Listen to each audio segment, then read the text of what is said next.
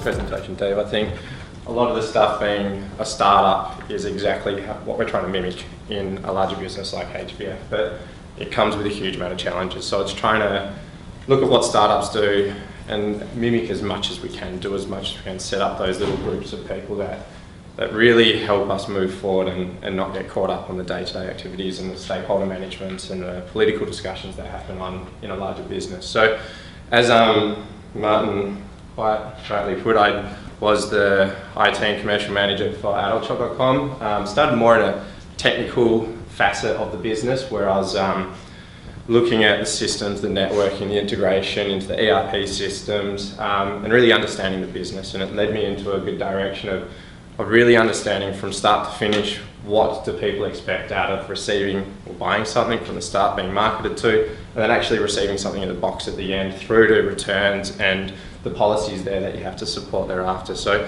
for me, the reason I stayed there is that every year we're doing something new. Or every week I could get the CEO coming into my office and going, Mike, we need to do this, or this, or this, or this. And it's trying to figure out, back when we were running Adult Shop, is that you couldn't just buy a turnkey e-commerce solution. You couldn't get MailChimp, you couldn't get those things. So we actually developed a lot of them ourselves. So the platforms we developed for Adult Shop were, we made the database from scratch, we made the CMS from scratch. So we had in-house developers doing those things for us. So it was really a good foundation to understand how things happen. And I think that's where it's led me into this sort of digital world to really drive it and understand where we're going. Now, back then there weren't expectations of what you should get because people just wanted to buy stuff online and we allowed them to do that.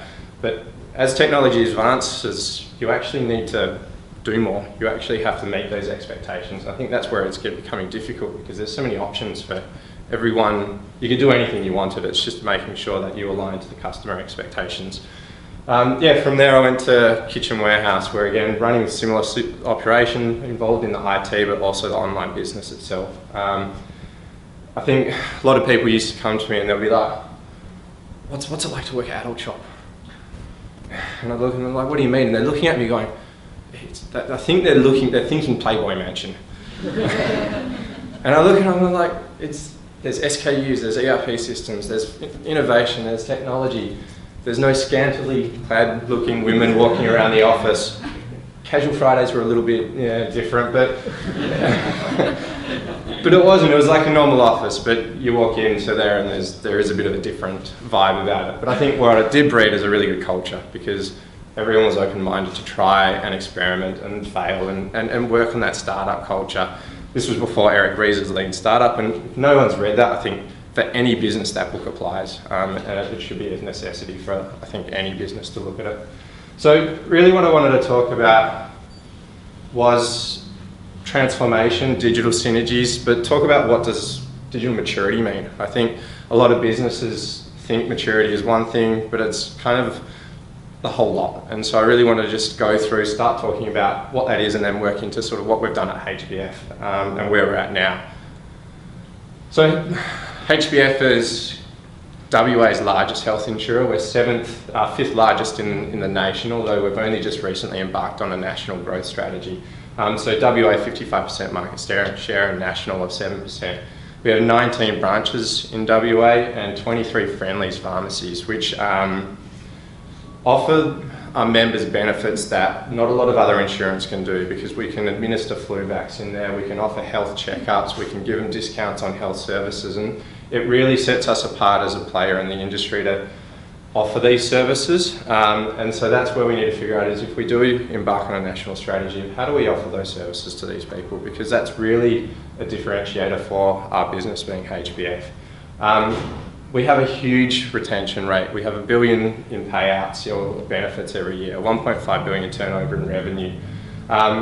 We've been recently named sort of an Australian Medical Association report came out and said we are the best payer out of most of the, I think all of the insurers. I'm going to watch my words here, but the best payout of benefits in terms of the market that's available. And that really boosted our national presence. It was an Eastern States thing. There was no PR from us for it. We didn't instigate the report. So it really showed that we actually really invest back into paying our members. And we're a not-for-profit leader in the sector. So, as I said, talking about maturity, Now this question, I've asked a few people, they look at me and they go, why are you asking this? But this question is really to get you to think about how important is the internet to you. So would you rather have internet access for 15 minutes a week or have full internet access but lose the hearing out of one ear? It's to think about what you would be willing to sacrifice. You can still hear, right? Just not out of your left or right ear. So can I see a show of hands? Who would go number one? All right. Who would go number two? Yes, it's pretty 50-50. Like, it's a really interesting thing to think about it and go, you know, not actually lose your hearing, but how important is it? It's actually really important. If you asked that 10 years ago, I don't know if many people would have said number two, and it's changing. I think it is such a necessity to life these days.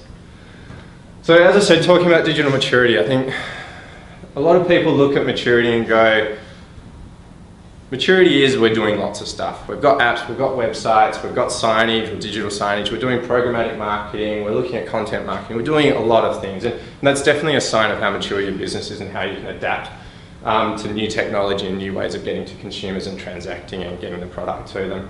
But then there's the other bit of how does it work in terms of the business? Is it efficient?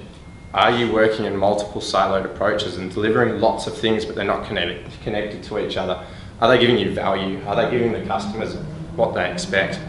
McKinsey came out with a report in the US this year that in 2011, the venture capitalist funding for digital health systems was $1.1 billion. 2015, it was $4.5 billion. So we've seen it quadruple in that time period, and that's VC funding for health initiatives, health insurance initiatives. So they said this was only came out May of 2016. 1,200 companies are performing health-based digital initiatives and innovations. So they're looking for a way to disrupt our industry.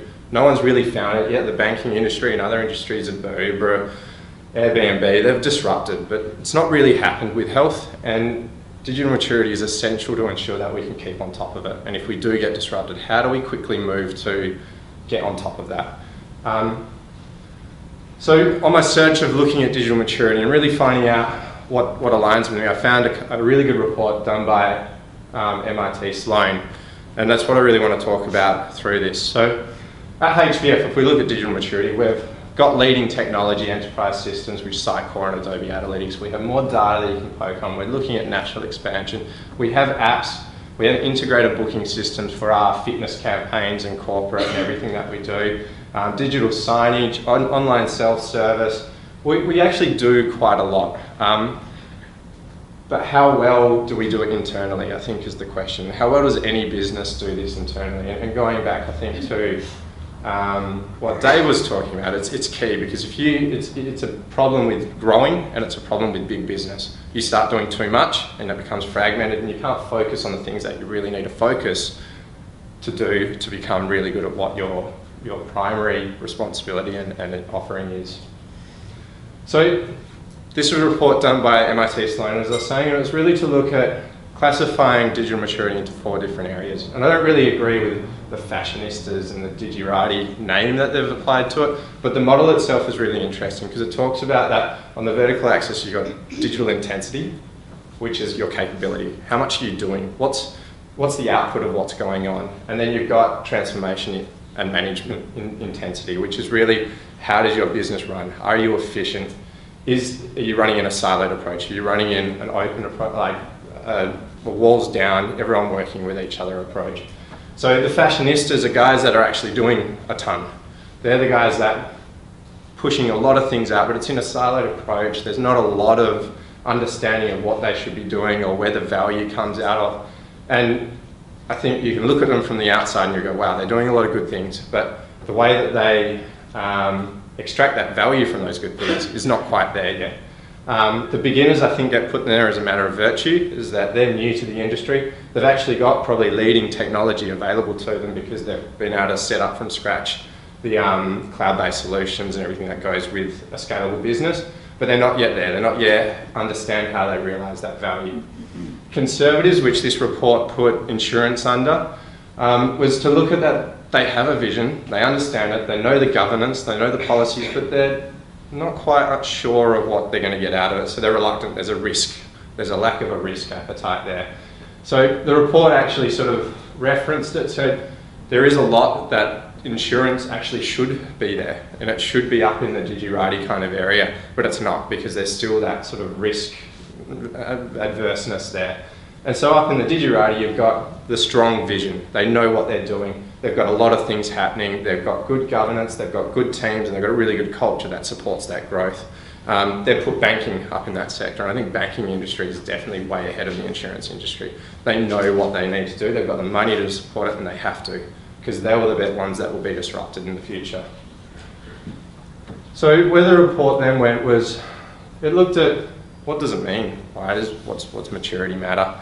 And in each of these places, I think I looked at 400 different companies in the US and where they aligned with each of the respective areas. And the profitability, I think, is probably one of the best ones.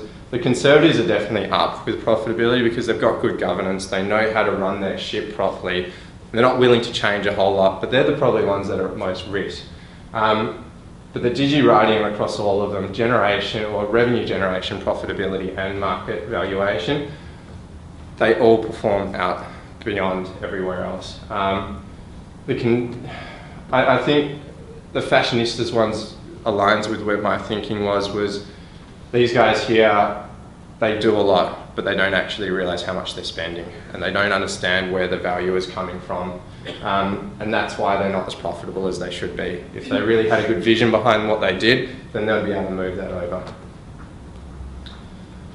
So the last bit, which is really, I think, a key fundamental to a lot of big businesses, but it's also a lot of smaller businesses, is the ability and the willing to adapt your business model based on change. A typical and very well-known scenario is Blockbuster versus Netflix. So two companies doing, well, Netflix was always a mail order. It wasn't a digital company, it was mail order, and Blockbuster had their bricks and mortar. Netflix were able to adjust their business model. They were, and they did, move into primarily accountable, or the primary area was online streaming. Blockbuster followed them all the way and tried to do it, but they still said we're going to have our bricks and mortar stores, and they held themselves to them as part of their business model that they had to do that. If they adjusted it and if they moved properly, they actually would have probably been able to, or be still around like Netflix are today. Also look at it in Amazon, in what Jeff Bezos, when he started Amazon, he didn't actually go out to, he didn't go, I want to start selling books online. He looked at the industry, he looked at web and the internet and saw that, I think he was a venture capitalist or he was something like that, but he looked and went, there's a 2,300% growth in internet on a yearly basis. I want to set something up. And so he looked at what was the easiest thing to set up, what was the most valuable thing for him to set up, and it was selling books. Then he needed developers, so where were the developers? They were in San Francisco. He picked up and moved over to San Francisco, set up a store, set it all up online. But then how does Amazon go from doing books to now providing scalable cloud-based solutions? It's amazing, and there's no way that he could do that without adjusting his business model frequently. And if you look at what his business model would surround, he wouldn't have created it to sell books online. It would have been to be a scalable and personalized business, because everything that he went into is how can I scale, how can I personalize? So I think this really sums up with the willingness for businesses to adapt their business model. And I think that for large businesses, that's the most complicated part, because for us to do anything like a smaller, growing startup company is doing, is really difficult, because there's so many layers, there's so many areas to focus on, so many people that are wanting to do different things, and getting to the business model is near impossible. So you need to figure out ways how you can make things happen without sort of changing that major piece of work there. This last one really, I just wanted to put in, it's the percentage of innovation spending. It's really just to talk to the difference between the high-performing innovators and the low-performing innovators, and then that the innovators deliver twice the total shareholder returns than that of a low-performing one. It's a necessity, and I think if you don't have the maturity, there's no way you can properly innovate, because you're trying to play catch-up all the time. And if you can't actually focus on your core business and get that right, then I find innovation is going to be really hard. So now I sort of wanted to move on to HBF's journey. It is a journey. This is not me telling anyone there's no answer. I don't think there's a particular answer for any one business. It's different for all of them. But we're going through this journey and it's got its challenges, but we're definitely making headway into it. So where we were, we, as I said, were doing a lot. We were able to get things out to market, make change, make good website change, do good marketing stuff, pilot things like benchmarketing, pilot new ways of doing things, but we had to kind of do it in these sort of backdoor ways of just trying to get it out there, test it, see if it works. And as a digital team, we kind of could do that because we're on our own, like we were really segmented from the business. And then what came is that the difference between a digital department, which is what we had and it reported into the same executive as what the marketing department is Programmatic came in and suddenly the tide started changing in marketing and marketers realised that they actually needed to be doing that, not the digital team, because them as marketers, that's where their funding was going to, that's where their customers were, that's where a lot of their spend was going. And so we were clashing a lot because I had a team where we had a good digital department with really passionate guys that had 5 to 10 years experience in digital marketers, digital experience, digital conversion, e-commerce, optimization, innovation. And then we had a team of marketers that were more the traditional marketers. They had some digital experience, but not to the same level. But they wanted to do, they needed to do digital marketing. And so being in a separate team really clashed a lot. So we looked at the end of last year, the GM of marketing and the head of digital looked at it and went, how do we resolve this? And so the answer for us was that we merged marketing into, we merged digital into marketing and had it as one of its areas. Now part of it was to really look into HBF, and I'm sure in a lot of businesses it aligns this way, is that we've got digital experience, which is once someone gets to your channel. Could be an app, could be a website, could be anything really of what it is, as long as it's a digital channel. And they're looking at the on-site experience, they're looking at conversions, looking at personalization, optimization. That list can go really long, and the running of that channel and being an owner of that. Then there's the digital marketing that's driving the traffic. So that's getting, how do we get people to it? It consists of programmatic, SEM, EDMs, and so on. Then there's the technology that supports it. So the development, the system integration, deployments and everything that goes thereafter. So with that, we moved digital into marketing and we made a digital experience team. And so the digital experience team is the team that I now manage, and we're responsible for, as soon as someone gets on the site, we will make sure that they have the best experience that we can provide. The digital marketing aspects now happen throughout the marketing areas. So within that, acquisition, retention, events and sponsorship, wellness, our pharmaceutical areas. There's a lot of different areas of the business. That's where all that happens. So they integrate quite heavily with the experience team, as they should, but it needs to happen more. They need to be connected to a bigger part. And then there's technology, which we still haven't got right. We're still looking at ways how to do it, but what we have done is we've looked at performing these virtual teams or these little pods of people that are specialised just to one area. So we're trialling one at the moment where it's just on my HBF member account tool. Because if you look at the previous model, for us to be able to do anything really good, we needed to use an agency because we didn't have the resource to be able to pull everyone together and work on something consistently. Their resources were shared too much.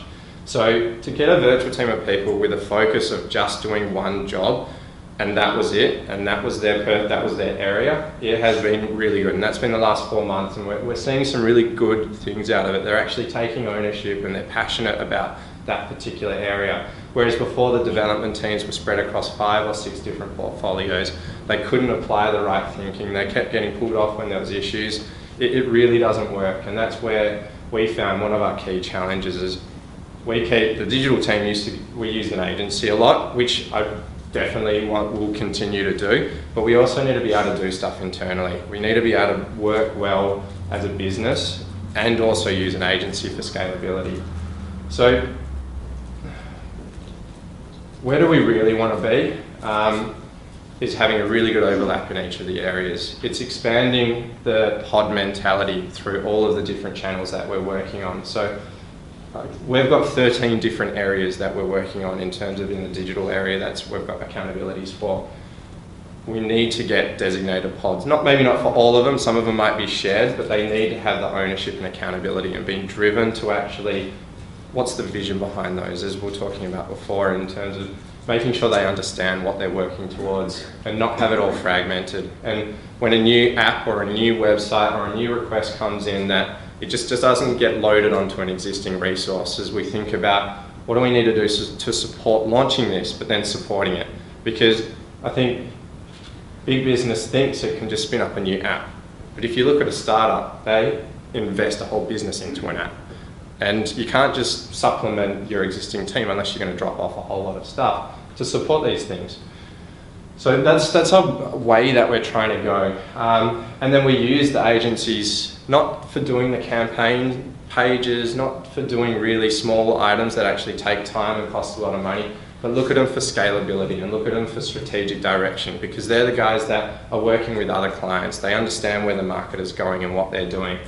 So if we can use them for scalability, strategic direction, get an internal team to actually help us with the day-to-day campaign management side of things, then this is really going to help us. And then the main part is working in smaller teams instead of running across big projects, a lot of people involved, and endorse the experiment, the fail, the test, the retest, moving fast process, because that's key to making this work. Instead of cutting off big projects of that might go for 6 to 12 months and then you get something out and you realise you probably got 60% of it right, and then you have to go spend a lot of time fixing. If you chop that down into two-week or 4-week incremental deployments, you'll soon quickly understand what's working and what isn't. So what do I think is critical for a business to become digitally mature? I think Dave brought out a lot of these points. Focus. Because if you grow too fast, you lose focus. And I think it's a major issue.